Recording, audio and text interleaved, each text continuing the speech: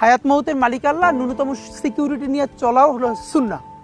কিন্তু আমাদের লড়াইটা হলো, আমার মা স্বাভাবিকভাবেই কান্নাকাটি করেন, আমার পরিবার সবাই। তো আমি আমার মাকে বলেছি যে দেখো, মানে আমরা যে লড়াই নেমেছি, আমার একটা মনে হয় কি কোনো রাজনীতিবিদের না বাসায় মৃত্যুটা হইতে পারে না, এটা কোনো ভালো মৃত্যু না।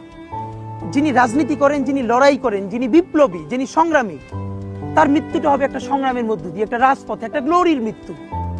আমি তো ভীষণভাবে প্রত্যাশা করি, আমি ছোটবেলা থেকে এই স্বপ্নটা দেখি, অনেক জায়গায় বলেছি, যে একটা তুমুল মিছিল হচ্ছে অন্যায়ের বিরুদ্ধে, সেই মিছিলের সামনে আমি আছি, কোনো একটা বুলেট এসে আমার বুকটা হয়তো বিদ্ধ করে দিয়েছে, এবং সেই মিছিলে আমি হাসতে হাসতে আমি শহীদ হয়ে গেছি।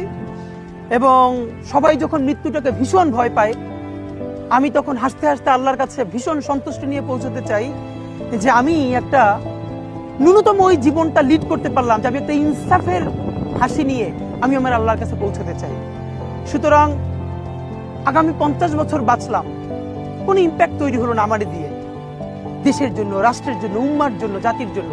কিন্তু আমি ধরেন 5 বছর বাঁচলাম, সেটার মধ্য দিয়ে যদি আগামী 50 বছরের ইম্প্যাক্ট তৈরি হয়, তাহলে অনেকদিন বেঁচে থাকায় কি সাফল্যের বলেন?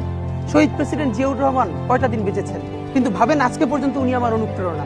হাঁটতে হাঁটতে আমার পা ফুলে যায়। আমি আমার টিম সেদিনকে ব্যাগের মধ্যে জুতো নিয়ে তারপরে একটা শপিং মলে ঘুরছিলাম, মানে পা ফুলে গেছে, পা জুতোয় ঢুকাতে পারছিলাম না।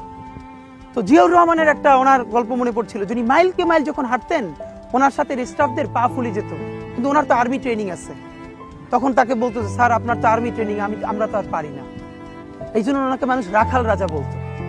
তা আমরাও সারা বাংলাদেশের 56,000 বর্গ মাইলে